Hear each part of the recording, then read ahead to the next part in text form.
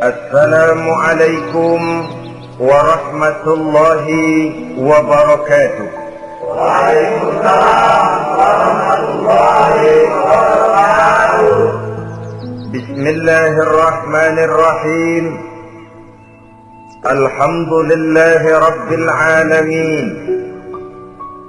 Wal 'aqibatu lil muttaqin.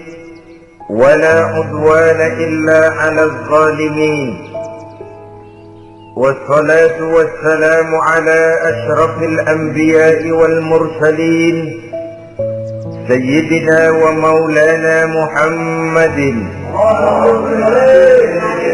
وعلى آله وأصحابه المجاهدين الطاهرين أما بعد. Saudara-saudara kaum muslimin rahimakumullah. Salah satu kelebihan makhluk bernama manusia, yaitu bahwa Allah Subhanahu wa ta'ala menghiasi hidup manusia ini dengan syahwat atau yang lazimnya kita sebut sebagai hawa nafsu.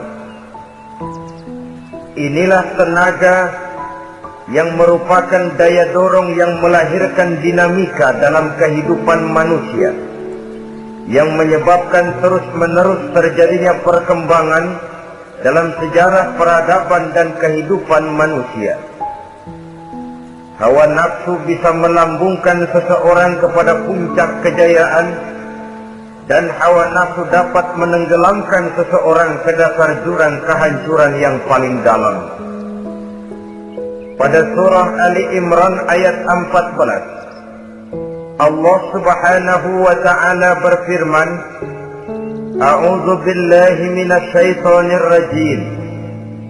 Zuyyina lin-nasi hubbus syahawati minan nisa'i wal banin wal qanatiril muqantarati minadh dhahabi wal fiddah wal khaylil musawwamati wal an'ami wal harth. Dzalika mata'ul hayatid dunya. Wallahu indahu husnul ma'ab. Mari kita perhatikan ayat ini lebih dekat lagi. Allah Subhanahu wa ta'ala menjelaskan, Zuyyina linnasi hubbus syahawat. Makhluk manusia itu dihiasi dengan hawa nafsu. Dengan kata lain, hawa nafsu adalah perhiasan. Manusia tanpa hawa nafsu sama saja dengan orang yang tidak berhias, monoton, tidak mempunyai perkembangan dalam gerak kehidupannya. Tetapi kalau hawa nafsu adalah perhiasan, maka jika kita berbicara soal perhiasan, ada dua hal yang harus menjadi catatan pokok. Pertama, kapan satu perhiasan boleh kita pakai? Yang kedua, di mana perhiasan itu harus kita pakai?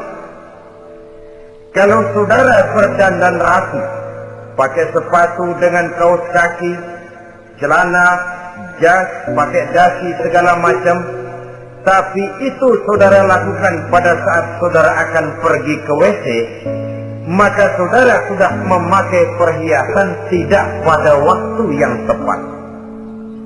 Begitupun sebaliknya, kalau jam tangan saudara pakai di kaki, kopiah saudara pasang di kaki, lalu sepatu naik ke atas jidat, maka saudara memakai perhiasan tidak pada tempatnya yang tepat. Demikian juga sifat yang bernama nafsu. Kapan dia boleh diperturutkan, di mana dia boleh disalurkan, adalah tugas daripada agama untuk mengatur syahwat atau hawa nafsu. Lihatlah kehidupan malaikat. Malaikat makhluk yang diciptakan Allah tanpa hawa nafsu. Maka kehidupan malaikat monoton. Malaikat tidak mempunyai peradaban dan kebudayaan. Malaikat adalah makhluk yang secara instinktif diciptakan untuk berbakti, tidak punya alternatif atau pilihan lain. Saudara lihat, Ada malaikat yang sejak diciptakan diperintahkan untuk sujud saja sampai sekarang nggak bangun-bangun. Ada malaikat yang sejak diciptakan diperintahkan untuk tasbih saja, yang lain tidak. Ada malaikat yang sejak diciptakan diperintahkan mencabut nyawa saja urusannya, yang lain tidak. Pekerjaannya monoton, tetapi memang karena tidak ada hawa nafsu, tidak ada kecenderungan malaikat untuk nyeleweng. Belum pernah kita dengar misalnya ada malaikat Jibril korupsi ayat. Ini kelihatannya ayat bagus ini, nggak usah disampaikan kepada bawahan Muhammad, dipakai sendiri saja. Tidak. Kita belum pernah dengar malaikat maut keliru mencabut nyawa orang yang belum waktunya modal. Belum pernah. Malaikat itu ibadun mukramun, la ya'tuna Allah fima amarahum wa yaf'aluna ma yu'marun. Maka kehidupan malaikat adalah monoton. Dinamika tidak ada, peradaban dan kebudayaan juga tidak ada. Andai kata bumi dan seluruh isinya diserahkan kepada malaikat untuk mengisinya, barangkali saudara tidak akan pernah kenal jembatan Semanggi, saudara tidak akan pernah kenal Monas, gedung-gedung bertingkat, gedung-gedung pencakar langit. Semua yang menggerakkan itu adalah karena manusia mempunyai hawa nafsu. Nah, kemudian pada kalimat berikutnya Allah memberikan rincian. Apa nafsu kepada apa yang paling menonjol dalam kehidupan manusia itu? Pertama, minan nisa, hawa nafsu kepada perempuan. Ini tentu yang ditujukan laki-laki. Dimanapun saja makhluk bernama laki-laki, kalau dia normal, tidak impoten, mesti suka kepada perempuan. Itu wajar, bin pantas alias normal. Tetapi tadi saya katakan di awal, nafsu kepada perempuan adalah perhiasan. Kapan makainya, di mana makainya, itulah tugas agama memberikan tuntunan dan aturan. Saudara-saudara kaum muslimin rahimakumullah, nafsu kepada wanita dapat mengantarkan seseorang kepada puncak kejayaan, tapi nafsu kepada wanita bisa menenggelamkan seseorang ke jurang kehancuran. Bergantung kepada latar belakang apa yang mendorong timbulnya syahwat tadi. Dengan kata lain, motivasi syahwat tadi digerakkan oleh iman dan ketakwaan, atau semata-mata karena memang syahwat yang merupakan kendaraan iblis. Penyelewengan pertama yang terjadi dalam sejarah kehidupan manusia adalah penyelewengan yang dilakukan oleh Nabi Adam alaihi salam pada saat ia memetik buah khuldi. Kenapa itu dilakukan oleh Nabi Adam? Karena terdorong oleh rasa sayang dan cinta kepada istrinya Hawa. Sebenarnya Hawa lah yang merajuk, Siti Hawa lah yang membujuk, dan Nabi Adam oleh karena syahwatnya kepada istrinya memperturutkan bujukan Siti Hawa itu. Peristiwa Nabi Adam ribuan tahun yang lalu akan terus relevan sampai ke zaman kita sekarang ini. Berapa banyak orang-orang yang karena terlalu ingin menyenangkan istrinya, lalu tidak segan-segan melakukan perbuatan-perbuatan yang menyimpang, baik itu merugikan orang lain, merugikan masyarakat, bahkan merugikan bangsa dan negaranya. Seorang pedagang tidak akan segan-segan menipu. Sebaliknya pun begitu. Tidak jarang wanita di dalam kelemahannya bisa menenggelamkan dunia. Seorang suami yang jujur, polos, lugu, sederhana bisa jadi koruptor ulung karena didorong-dorong oleh istrinya. Istrinya barangkali bisa saja dibakar-bakar oleh tetangganya. Suaminya jujur, sederhana, kepala bagian, tempatnya basah tapi melarat. Istri rupanya tidak sabar melihat gaya hidup yang makin konsumtif, persaingan yang makin tajam, suaminya dikipas-kipasin. Kata istrinya, bang, tetangga sebelah kita lakinya pegawai kecil, bang, tapi gelangnya kayak velg beca. Abang ini kepala bagian tidak bisa membelikan saya macam itu, percuma lah. Kata suaminya, ya bagaimana, bu, gaji saya cuma segitu-gitunya. Ya namanya kepala bagian, apaan, kayak sahabat dulu. Kalau sudah berpikir ke arah ini, artinya sudah ngipasi suaminya untuk melakukan tindakan yang tidak wajar. Saudara-saudara kaum muslimin rahimakumullah, sejak zaman klasik sampai kepada zaman kita sekarang ini, kita melihat kecenderungan syahwat kepada wanita ini. Julius Caesar yang katanya gagah perkasa ternyata tunduk di bawah kaki Cleopatra. Napoleon Bonaparte, the Lion of Europe, singa daratan Eropa, luas kekuasaannya, gagah perkasa tentaranya, kepada siapa dia tunduk? Ke bawah kakinya Margaret Josephine. Demikianlah di zaman kita sekarang, kita melihat di Jepang, betapa Perdana Menteri Uno didesak mengundurkan diri dari jabatan Perdana Menterinya oleh karena terlibat skandal dengan geisha. Kita juga melihat di Amerika betapa Senator Gary Hart dari Partai Demokrat yang masih muda, jenius, diharapkan masa depan Amerika lahir dari tangannya, terpaksa mengundurkan diri dari calon presiden oleh karena terlibat skandal dengan dona Rice. Kita juga menyaksikan betapa parlemen dan kabinet di Inggris sempat geger oleh karena skandal Pamela Bordes, pelacur kelas kakap yang melanglang buana mencari sasaran-sasaran kakap. Ini adalah kisah kejatuhan yang diakibatkan oleh hubbus syahawat minan nisa. Oleh karenanya benar jika Nabi kita menyatakan an-nisa'u imadul bilad, wanita adalah tiang negara. Jikalau baik wanita, baik negara. Jikalau rusak wanita, hancur negara. Kalau syahwat kepada wanita cuma semata-mata karena syahwat, maka seorang laki-laki akan memandang wanita cuma sekedar alat pemuas hawa nafsu. Nilainya rendah.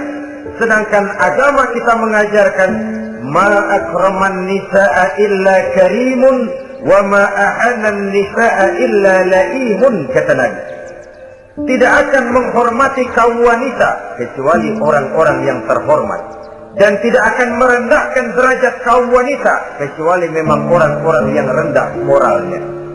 Dengan kata lain, apabila syahwat minan nisa ini dilandasi dengan semangat iman dan ketakwaan, maka kehidupan Rasulullah Sallallahu Alaihi Wasallam sungguh menjadi figur dan contoh dalam kehidupan kita. Perkawinannya bukan karena wajah yang cantik semata-mata, tapi lebih merupakan nilai ibadah kepada Allah Subhanahu wa Ta'ala. Dengan demikian, kecenderungan kepada hubbus syahawat minan nisa dikontrol oleh nilai iman. Barometernya, tolok ukurnya adalah iman.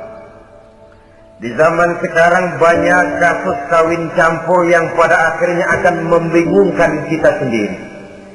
Padahal Al-Quran secara jelas dan tegas memberikan bimbingan. Orang itu kalau sudah, kata Imam Syafi'i, wa ainur ridha an kulli aibin kalilatun kama anna aina syuhti tubdil masawiya. Mata kalau dibalut cinta dia buta terhadap nista, tapi mata kalau dibalut benci hanya melihat yang keji-keji saja. Biasanya cinta kepada wanita memang bisa menimbulkan dorongan yang positif, tapi juga bisa membuat seseorang buta sama sekali. Dorongan yang positif paling kurang dari segi penampilan. Coba lihat lelaki kalau lagi demen perempuan, lenjeng banget. Sisiran rambutnya rapi, terikaan bajunya lancip, sepatunya mengkilat, kantong celananya tebel, perkara anduk isinya bukan uang. Yang penting kan gaya. Lalu dinamis, kreativitasnya ada saja timbul. Tapi pada sisi lain, jikalau orang sudah kehilangan pertimbangan, juga kadang-kadang tidak segan-segan mengorbankan akidah, mengorbankan nilai-nilai iman. Padahal ini taruhan utama, sampai Quran dengan tegas memberikan peringatan. Wala amatun mu'minatun khairun min musyrikatin walau a'jabatkum. Perempuan budak yang hitam legam, kalau beriman itu lebih baik untuk dinikahi daripada wanita cantik berkulit kuning langsat tapi musyrik. Lebih baik budak yang hitam legam beriman daripada wanita cantik berkulit kuning langsat berhati bangsat. Tapi kita kadang kehilangan pertimbangan. Karena agama, karena cinta agama digadaikan. Karena cinta akidah terjual. Karena cinta keyakinan jadi korban. Ini semua penyakit yang datang dari hubbus syahawat minan nisa. Kecenderungan mengumbar nafsu kepada perempuan. Ini memang perhiasan, tapi bisa juga jadi bumerang dalam kehidupan manusia. Berapa banyak penyelewengan terjadi karena pengaruh wanita yang tidak bisa jadi bisa. Ini pengaruh di dalam kehidupan memang sedemikian besarnya. Sehingga saudara-saudara kaum muslimin, inilah yang perlu dikendalikan dalam kehidupan, kapan dan di mana. Kalau nafsu adalah perhiasan, kapan dan di mana perhiasan itu harus kita pakai, di mana dia harus kita tempatkan. Begitu juga yang menyangkut soal perempuan. Kapan? Ya kapan? Tentu kalau sudah nikah. Di mana? Yang jelas bukan di depan umum.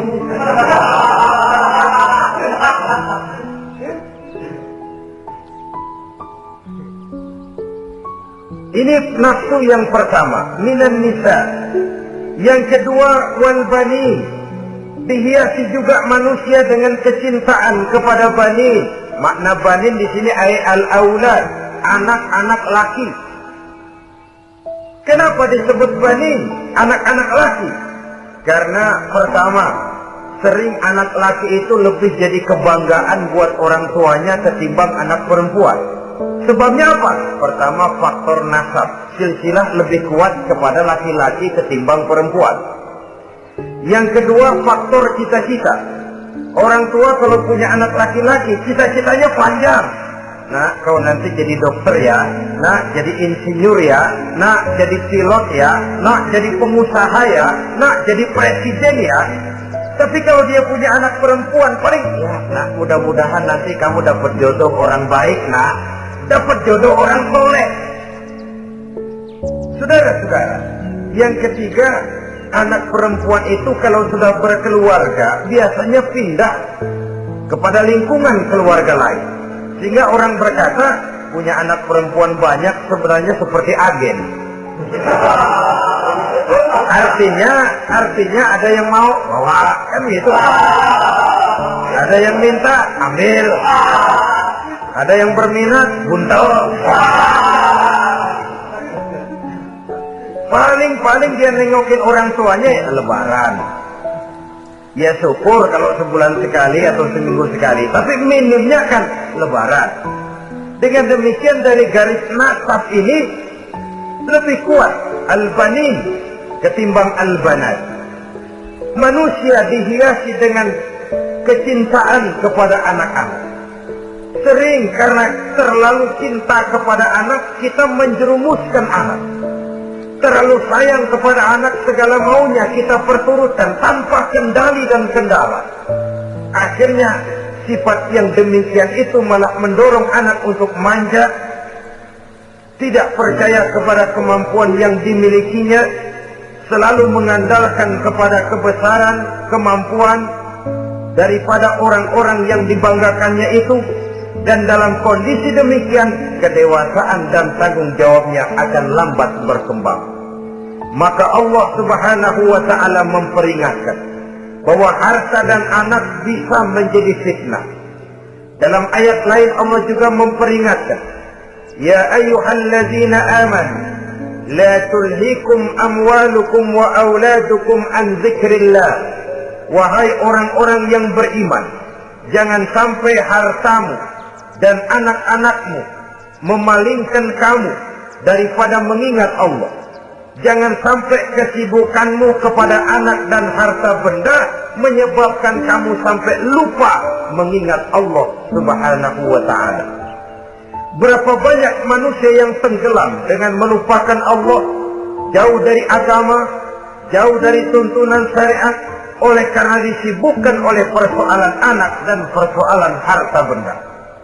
Maka satu-satunya jalan, jikalau kita tidak ingin anak kita sampai memalingkan kita daripada mengingat Allah, nilai-nilai keimanan harus ditanamkan kepada mereka sedini mungkin. Dengan bekal ini, maka mereka, anak-anak kita, insya Allah tidak akan membuat kita orang-orang tua ini berpaling daripada mengingat Allah, berpaling daripada kehidupan beragama. Memang karena anaklah kita orang tua peras keringat banting tulang, pergi pagi pulang sore cari nafkah. Karena anaklah kita orang tua, kepala jadi kaki, kaki jadi kepala. Asal mereka bisa menikmati hari depan yang lebih baik dari yang kita nikmati sekarang ini. Tapi berapa banyak juga orang-orang tua yang tidak sadar akan amanah berupa anak ini. Mereka lalai, mereka bersikap masa bodoh, padahal tidak akan ada yang tidak dipertanggungjawabkan di hadapan Allah Subhanahu wa ta'ala. Orang tua bisa mendapat pensiunan pahala kalau anaknya tumbuh menjadi anak yang soleh. Tetapi orang tua pun bisa saja masuk neraka karena anaknya menjadi anak yang kurang ajar dan orang tuanya sama sekali tidak pernah memberikan pendidikan yang sebagaimana mestinya. Saudara-saudara kaum muslimin rahimakumullah, kita tentu berharap memperoleh pensiunan pahala dan bukan mendapat tambahan dosa dari kekurang ajaran anak-anak kita akibat kita sebagai orang tuanya tidak pernah mau mendidik mereka. Dalam hadis ada diriwayatkan, ada anak kurang ajar, sembahyang tidak, puasa ibadah tidak, kenal Allah tidak, beriman pun tidak, dosa kelewat banyak, kejahatan berkarat. Di akhirat nanti disidang dia, ditanya, kamu kenal siapa Tuhanmu? Tidak. Kamu tahu siapa nabimu? Tidak. Kitab sucimu apa? Tidak tahu. Kiblatmu di mana? Tidak ada. Kamu sholat? Tidak pernah. Kamu puasa? Tidak pernah. Wah, kalau begitu kamu rusak sekali. Kamu neraka. Anak ini mengajukan protes. Saya menuntut keadilan. Benar saya tidak kenal siapa Tuhan saya. Saya tidak tahu apa kitab suci saya. Saya tidak pernah mendirikan sholat. Tidak pernah melaksanakan puasa. Pendeknya tidak ibadah dan tidak iman. Tapi semua itu terjadi sebab-sebabnya tidak lain karena orang tua saya tidak pernah mendidik dan mengajarkan saya. Orang tua saya tidak pernah mengarahkan saya ke jalan itu. Sampailah saya seperti keadaan yang sekarang ini. Orang tua saya enak-enakan ngaji, saya teler diantepin aja. Orang tua saya memegang kitab, saya megang botol. Dia tahu, dia diam saja. Dia tahu dan dia tidak memberikan peringatan. Karena orang tua saya lah, maka saya jadi seperti sekarang ini. Kalau saya harus masuk ke dalam neraka, saya menuntut keadilan agar orang tua saya juga ikut bersama saya gabung ke dalam neraka. Orang tuanya yang baik-baik dipanggil, Sudah mau berangkat ke surga nih orang tua, dipanggil, "Tar dulu mas, sini dulu." Mau kemana, kencang banget? Surga pak, nanti dulu urusan belum beres. Ini benar anakmu ini? Dilihat anaknya, iya anak saya ini. Waktu di dunia nggak pernah diajarin ngaji, nggak pernah. Sampai dia nggak kenal Tuhannya, nggak kenal nabinya, nggak kenal kiblatnya, nggak kenal kitabnya. Iya. Dia sembahyang, kamu diam, dia nggak sholat, kamu diamin aja. Iya kali. Kenapa pakai kali? Yang benar ngomong mas. Ramadan dia nggak puasa, kamu nggak tegur, kamu diam saja. Iya. Wah, kamu nggak tanggung jawab. Kamu tahu anak itu adalah amanah. Menyia-nyiakan amanah adalah khianat. Khianat adalah dosa besar. Jadi bagaimana saya? Ya kamu gabung sama anakmu, join ke neraka berdua bareng. Lantaran kamu tidak mau mendidik mereka, anak-anakmu, maka jadilah anak-anakmu seperti sekarang ini. Saudara-saudara kaum muslimin rahimakumullah.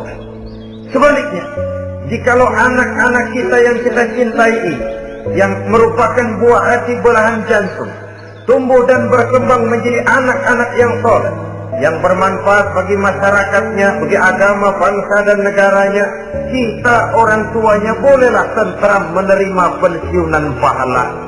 Menerima pensiunan pahala dari kesolehan anak yang ditinggalkannya. Alangkah nikmatnya mendapat pensiunan pahala. Terbaring kita di bawah pohon kemboja, nilai kebaikan kita dikenal orang, nama kita akan tetap hidup. Oleh karena kita meninggalkan anak-anak yang tumbuh menjadi generasi yang soleh, bukan anak yang salah.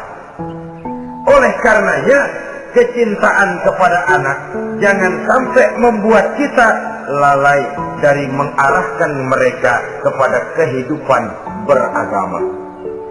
Di zaman sekarang ini, kecenderungan kita mengarahkan anak pun sudah kepada kecenderungan yang berbau materialistis. Maka yang ramai bagaimana anak bisa mengejar program MBA, Master of Business Administration, supaya keluar bisa jadi manajer. Bagaimana anak lalu kursus komputer, supaya keluar menjadi tenaga yang canggih di bidang komputer. Ya, kalau dia perempuan cantik, bagaimana dia bisa masuk Akademi Sekretaris and Management supaya bisa jadi sekretaris? Atau bagaimana dia bisa masuk sekolah nyanyi supaya nanti jadi penyanyi dengan tarik suara uang lalu mengalir ke dalam kocek jutaan nilainya. Maka yang ramai pun hal-hal yang semacam itu. Dalam pada itu pengajian, kursus-kursus keagamaan, study club yang membicarakan masalah-masalah agama, ramainya kadang-kadang kalau bulan Ramadan, dianggap training center. Ya lumayan, daripada tidak sama sekali mah lumayan. Tapi dengan demikian ini kan merupakan bagian terpokok dari kehidupan manusia. Alangkah idealnya jika dia mengantongi gelar MBA, Master of Business Administration, tapi punya nilai iman yang tangguh, ahli komputer, tapi punya keyakinan beragama yang mantap. Dan ini harus ditanamkan lebih dahulu sebelum dia menguasai disiplin ilmu yang lainnya. Saudara-saudara kaum muslimin rahimakumullah, kecintaan kepada anak-anak sering mendorong seseorang untuk menimbulkan sifat nepotisme. Segalanya serba garis keturunan. Sejak ia jalur birokrasi sampai ke dalam kehidupan sehari-hari, nepotisme ini bisa terlihat. Orang kehilangan kondisi objektivitasnya.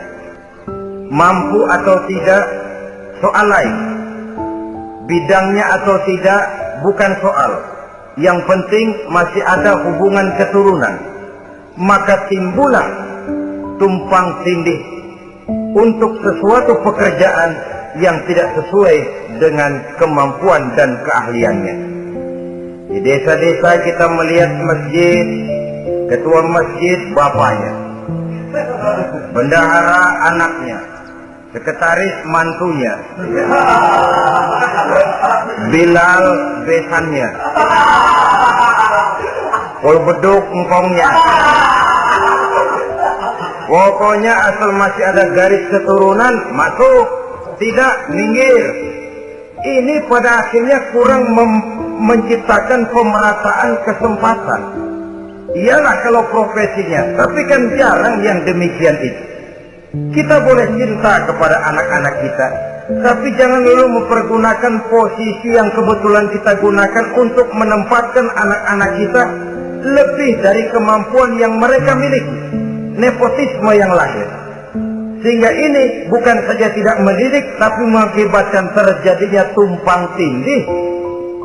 Tidak lagi berprinsip the right man on the right job, bahwa orang harus ditempatkan sesuai dengan keahliannya, tapi kita sudah berpikir subjektif, ahli atau tidak ahli, asal masih berbau keturunan, ayo silahkan. Nepotisme yang akan lahir. Oleh karenanya, mencintai anak adalah sesuatu yang merupakan perhiasan di dalam kehidupan. Wajar, tetapi harus kita menempatkannya sesuai dengan semestinya. Ini yang kedua. Yang ketiga, nafsu yang menghiasi hidup manusia itu adalah nafsu kepada wal qanatiril muqantarati minaz zahabi wal fiddah. Al-qantarah ay al-malul katsir. Kecintaan, kesenangan, nafsu kepada harta benda yang banyak daripada emas dan perak. Ini tentu sesuai dengan situasi dan kondisi. Kecintaan untuk mengumpulkan harta benda yang sebanyak-banyaknya, baik itu berupa emas, baik itu berupa perak. Ini cuma penyebutan beberapa jenis dari kecenderungan manusia kepada harta benda. Bukankah sering dikatakan orang bahwa manusia di dalam berhadapan dengan harta itu seperti meminum air laut. Makin diminum, makin kering tenggorokan, makin haus kita dibuatnya. Apabila watak ini kita perturutkan, maka manusia tidak akan pernah kenal puas, tidak akan pernah kenal cukup. Nabi kita memberikan peringatan, "Lau anna libni Adam wadiyan min zahabin labtagha lahuma thalithan wa la yamla'u jawfa ibni Adam illa turab." Andai kata manusia mempunyai dua buah ladang yang seluruhnya berisi emas, akan puaskah manusia? Tidak, mereka akan cari ladang emas yang ketiga. Wala yamla'u jawfa ibni Adam illa turab. Sungguh mulut manusia ini tidak akan pernah penuh terisi kecuali kalau sudah disumpal dengan tanah. Artinya kalau sudah dia dipendam di liang lahat baru cukup. Tetapi sepanjang dia masih bergerak, masih hidup dan bernyawa, masih bisa berusaha dan berbuat, dia tidak akan pernah mengenal puas. Ini akan mendorong manusia terjebak kepada menghalalkan segala cara untuk mencapai tujuan. Yang penting kaya, kan begitu. Dan cepat. Sebab sekarang orang sering motong kompas. Yang penting kan cepat kaya. Soal cara, kalau jujur aja mah, sampai kapan mau kaya? Perkara itu renten, bukan soal. Perkara itu judi, tidak jadi masalah. Perkara itu korupsi, menyangkut hak orang banyak, bukan soal. Yang penting cepat kaya. Dan anehnya lagi, tidak malu menumpuk kekayaan dengan cara yang tidak wajar. Ya kan orang hidup bermasyarakat tuh bisa dianalisa toh. Emang usahanya apa sih? Gajinya sebulan berapa sih? Kok bisa gitu-gitu bener sih? Dari mana sih? Secara langsung orang tidak berani bertanya, tapi dari mulut ke mulut akhirnya tersebar jadi rahasia umum. Si Ano kan punya Ano, dia Anonya seano.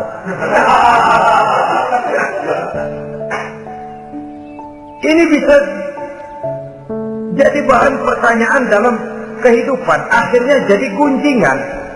Orang sudah tidak terlalu peduli dari mana kekayaan itu diperoleh, yang penting kaya. Dengan menghalalkan segala macam cara, terjebaklah ke dalam cara-cara mafia, terjebaklah ke dalam cara-cara yang tidak wajar, tidak bijaksana, memperkuat klaim dengan menghantam yang lain. Saudara-saudara kaum muslimin rahimakumullah, bahwa manusia punya nafsu ingin kaya itu boleh. Agama memberikan tuntunan, memberikan aturan. Tidak hanya sekedar asal kaya, tidak hanya sekedar asal banyak harta. Malahan hadis menyatakan, kalau saudara diberikan umur panjang, pertanyaan akhirat cuma satu kok. Umurmu kau habiskan di mana? Kalau saudara diberikan amanah berupa ilmu pengetahuan, pertanyaan akhirat juga cuma satu kok. Ilmumu kau amalkan untuk apa? Tapi kalau kita diberikan amanah berupa harta benda, pertanyaan akhirat itu dua. Min aina iktasabahu wa fima anfaqahu. Dari mana hartamu kau dapat, kemana hartamu kau belanjakan. Dari mananya ditanya, kemananya juga ditanya. Depan belakang ditanya. Dan kalau mempergunakan harta untuk kesenangan syahwat, orang berani bukan main. Tapi kalau untuk kepentingan agama, yang hakikatnya untuk kepentingan dirinya sendiri, berat seperti nyabut bambu dari ujung. Orang kalau menyumbang masjid 100.000, itu kan zahirnya memberikan panitia masjid. Tapi hakikatnya kan dia nabung buat dirinya sendiri. Seolah-olah dia cuma berkata, Pak, tolong saya titip 100.000, ini untuk kepentingan saya di akhirat nanti. Silakan uangnya mau dibelikan semen, pasir, kaca, pintu, jendela, silakan. Saya cuma titip, ini untuk saya di akhirat nanti. 100.000 Pak. Zahirnya dia memberikan kepada panitia masjid, madrasah, pesantren, yatim piatu. Hakikatnya dia nabung buat dirinya sendiri di akhirat. Malah tabungan ini bukan SDSB namanya, SDBS. Sumbangan dana berhadiah surga. SDBS. Sekarang orang mengejar SDSB, lalu berat mengejar SDBS. Sumbangan dana yang berhadiah surga langsung dari Allah Subhanahu wa ta'ala. Coba kalau dia main golf, sewa lapangan golf itu 400-500 ribu sebulan, paling 4-5 kali main. Beli stick golfnya saja sampai jutaan. Datang panitia pembangunan masjid 100.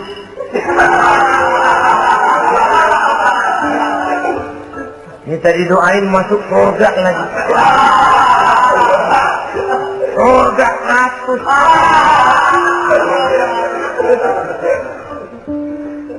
Saudara-saudara kaum muslimin rahimakumullah, kecintaan kepada harta benda yang banyak, baik berupa emas, berupa perak, mendorong orang untuk berlomba-lomba yang Allah peringatkan dalam Al-Quran, Alhaakumut takatsur hatta zurtumul maqabir. Kamu telah lalai akibat kamu berlomba-lomba memperbanyak materi dunia.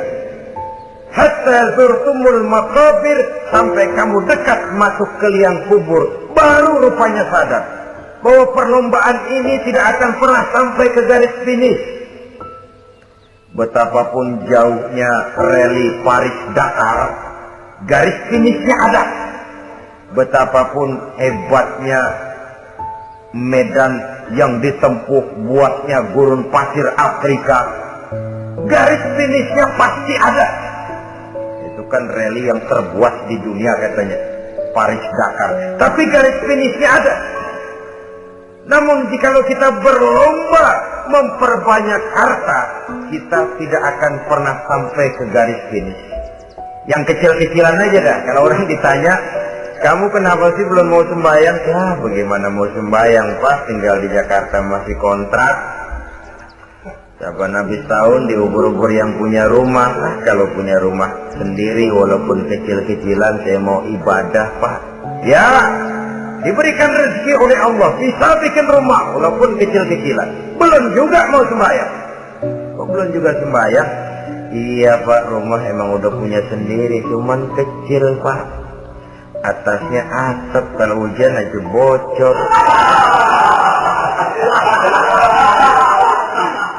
Kalau bisa bikin rumah yang permanen, Pak, tenang, saya ibadah, sembahyang saya rajin.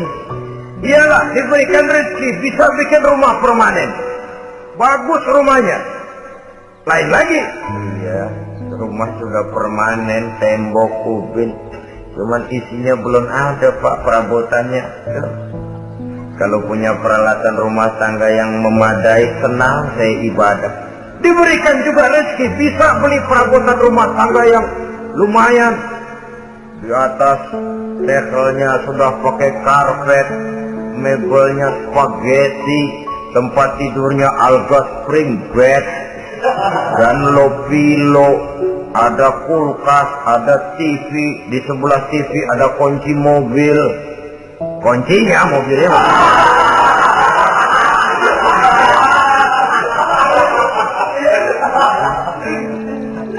Bagaimana? Sekarang sudah cukup perabotan? Perabotan sudah ada, Pak, cuman kendaraan belum punya ini. Kemana-mana masih ngukur jalanan aja. Kalau punya kendaraan enak, kemana-mana cepet, Pak, mau ke masjid juga getap dah. Diberikan rezeki, bisa beli kendaraan. Lain lagi nanti. Sudah punya sepeda, pengen punya motor, kepengen punya mobil, kepengen punya pesawat terbang, pengen punya kapal induk. Sudah punya kebun, pengen beli sawah, sudah punya sawah, pengen punya gunung, sudah punya gunung, laut diborong.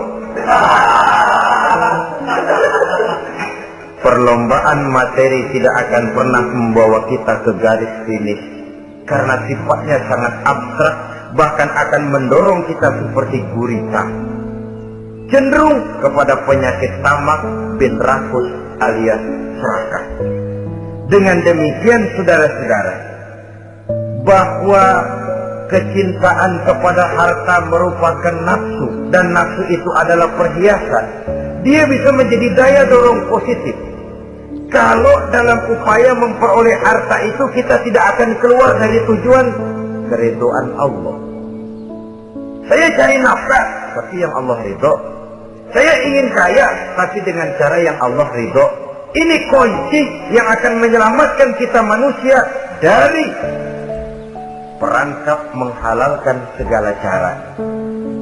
Ini yang ketiga.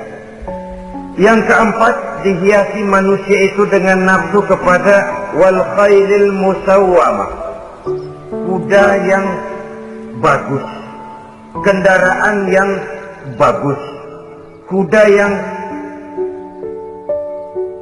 terpelihara. Al-musawwamah ada yang mentafsirkan ar-ra'iyah. Ar-ra'iyah itu yang digembalai, binatang ternak, kuda yang digembalai atau kuda yang diikat. Artinya, kalau dulu kan yang namanya tuan-tuan tanah itu baru dibilang bejeger kalau kemana-mana naik kuda.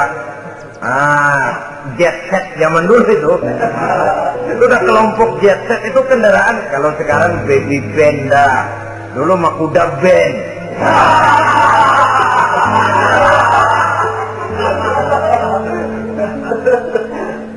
Manusia punya kecenderungan suka kepada kendaraan. Apalagi di zaman sekarang ini, wah, iklan-iklan itu kan sangat menggoda kita. Melayani segala macam bentuk penjualan. Nah, ini lalu terangsang biar duit cekak. Kalau udah ngebaca itu, wah, berani banget dah. Tahu duit nggak mungkin cukup, tapi begitu baca melayani segala macam bentuk penjualan dengan fasilitas ringan. Nah, jadi dah. Jadi juga punya mobil, jadi dah. Perkara utang itu bakal nyekek leher, bukan soal. Kasihan saudara-saudara kita di daerah-daerah yang terjebak kepada iklan-iklan merangsang yang akhirnya di luar kemampuan, sehingga terjebak. Pada saat dia harus mengembalikan kredit, dia tidak mampu, barang disita, uang hangus, nyengir. Begipak kembali tahlil. Habis arang besi binasa.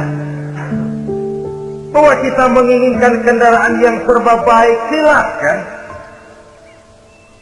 Tiap akhir tahun ganti merek, keluar yang baru, ganti lagi. Itu kalau orang yang mampu. Buat kita yang tidak mampu, kenapa tidak bersyukur melihat yang lebih rendah di bawah kita?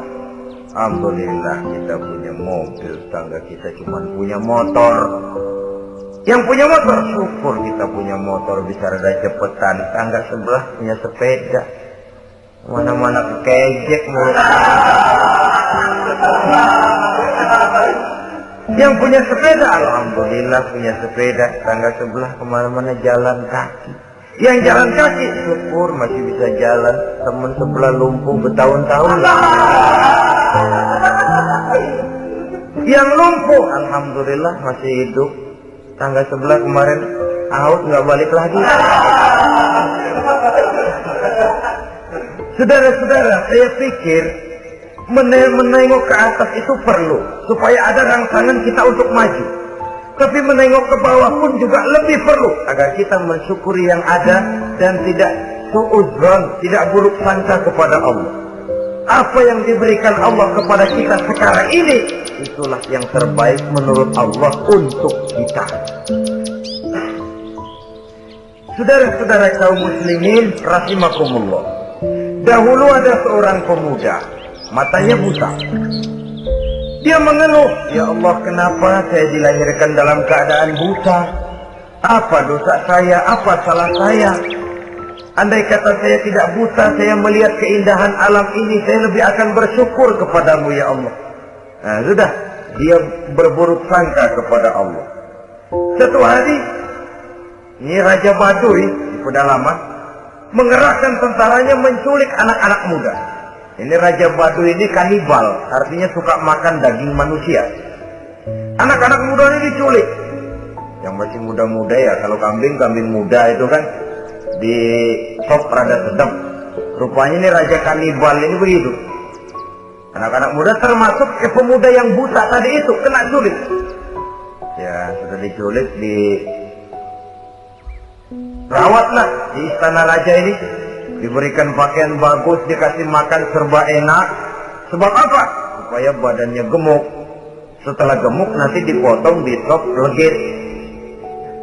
Udah, kerjanya cuma makan tidur, fasilitas nikmat, tidur enak. Ya, udah giliran dapat 1 bulan 2 bulan kemudian, ketika mau diambil anak-anak muda ini, raja sendiri yang milih mana yang disop duluan nih. Sampai giliran anak muda yang buta ini, raja geleng kepala. Yang begini mau buta, dagingnya nggak enak. Ini satu lepas aja, lepas. Saya mau makan daging orang buta, lepas aja. Pulang ini anak muda, hati batinnya bersyukur, sujud syukur, ya Allah, katanya untung saya buta. Coba kalau saya nggak buta udah habis saya di stop. 2 bulan yang lalu dia mengeluh, ya Allah, kenapa saya dilahirkan dalam keadaan buta?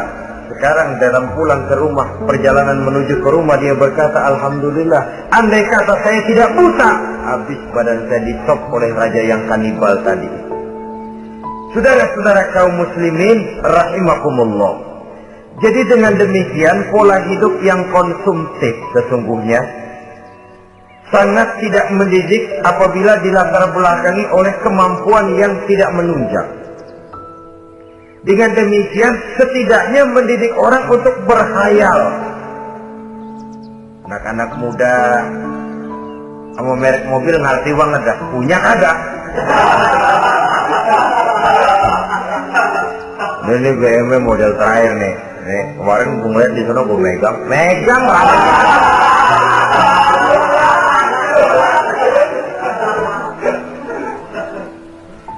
amal ini kalau tidak diimbangi dengan saluran yang positif, dia akan terjebak kepada penyakit tulul amal, panjang angan-angan.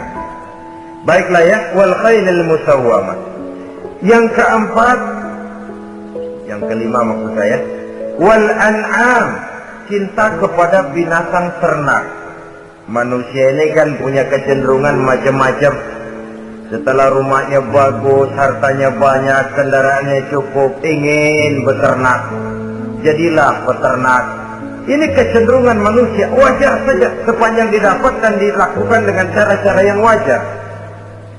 Wal harth, dan tumbuh-tumbuhan, bertani, bersawah, berladang, itu merupakan kecenderungan daripada manusia. Keseluruhan itu kata Allah, kecintaan kepada wanita, kepada anak, kepada harta benda, kepada kendaraan, kepada binatang ternak, kepada tumbuh-tumbuhan, zalika, semua itu mata'ul hayatid dunya, merupakan kesenangan hidup dunia. Berapa lama kesenangan hidup dunia? Sebentar, seumur manusia. Seumur manusia. Bahkan kadang-kadang pada saat dia masih hidup pun orang tidak sepenuhnya sempat menikmati kesenangan hidup dunia. Apabila ajal datang, selesailah kehidupan dunia sampai di situ.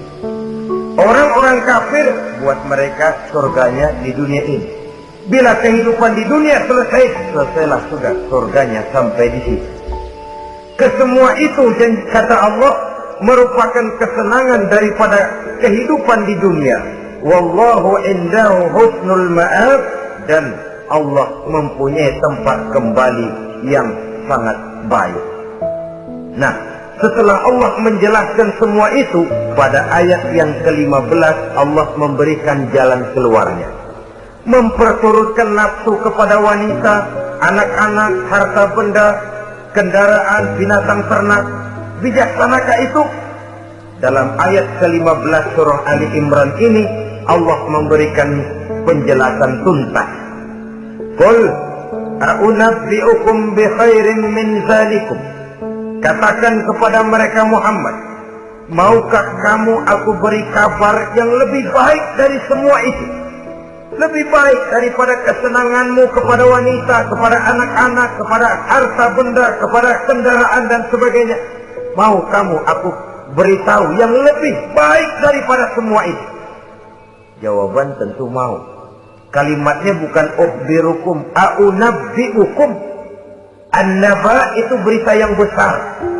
Lain dengan al-khabar, itu berita biasa saja.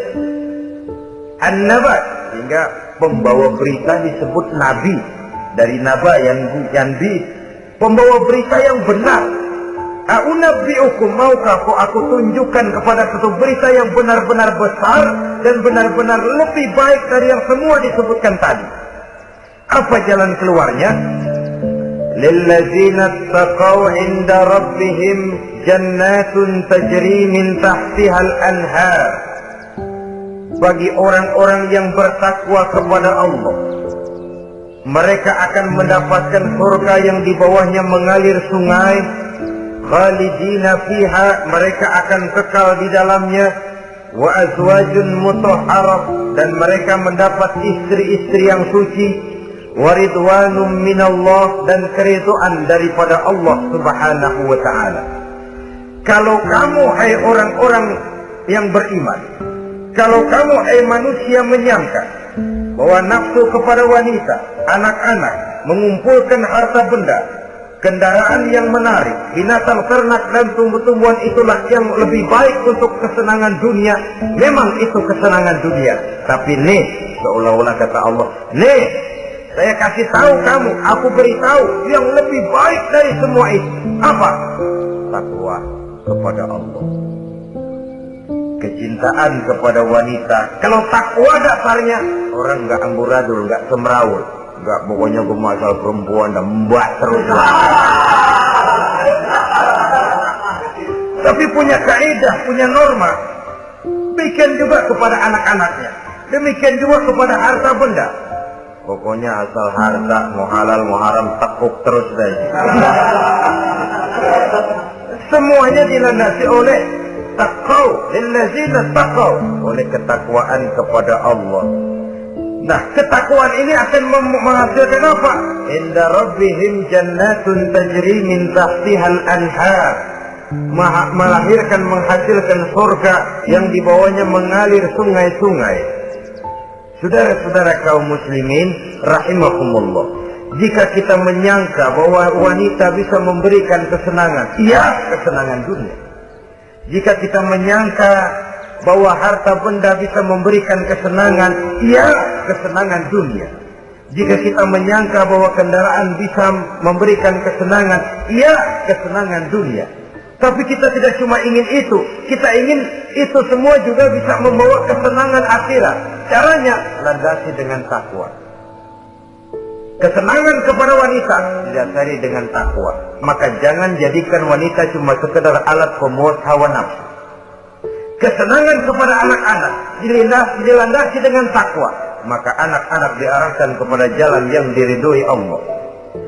Kesenangan kepada kendaraan dilandasi dengan takwa, maka kendaraannya selalu mengarah berjalan menuju jalan takwa, diridhoi oleh Allah Subhanahu wa ta'ala. Kalau tidak, itu mobil asal lempengan Ancol gancang banget ya.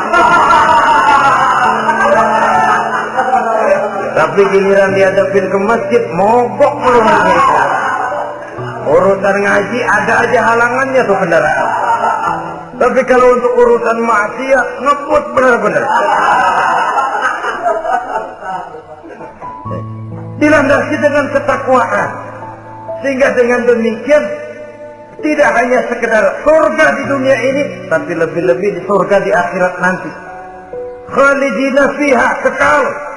Kalau dunia ini kan zillun zail, bayangan. Hari ini kita jaya, besok kita bangkrut. Siapa yang mau menghalangi? Hari ini kita melambung, besok kita nyungsep. Siapa yang bisa menarik? Tidak kekal, berubah, temporer, relatif. Di sana, kebahagiaan yang dilandasi dengan takwa ini sudah surga, kekal di dalamnya, azwajun mutahhara. Dapat istri-istri yang suci. Suci dalam arti belum pernah dijamah orang lain. Suci dalam arti tidak pernah terkena halangan seperti mens misalnya, baik menstruasi atau mencret, itu tidak. Azwajun mutahhara. Konon makna mutahhara ini ya artinya juga bisa selalu gadis, bidadari, selalu perawan, tidak pernah janda, walaupun tiap hari dipakai, perawan terus. Dan yang lebih penting, waridwanum minallah, mendapat ridho dari Allah Subhanahu wa ta'ala.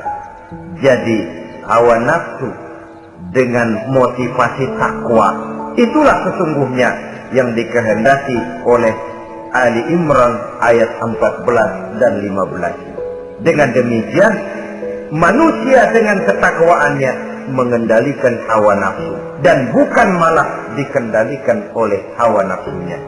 Sehingga dengan demikian seluruh fasilitas yang dimilikinya, baik itu berupa istri, anak, kendaraan, binatang ternak, harta benda, tanam-tanaman, seluruhnya semakin meningkatkan ketakwaannya kepada Allah Subhanahu wa ta'ala. Mudah-mudahan kita bisa mencapai tingkat ini, di mana kita hidup mampu dan sanggup mengendalikan nafsu, bukan malah dikendalikan oleh hawa nafsu. Terima kasih dan mohon maaf. Wassalamualaikum warahmatullahi wabarakatuh. Waalaikumsalam warahmatullahi wabarakatuh.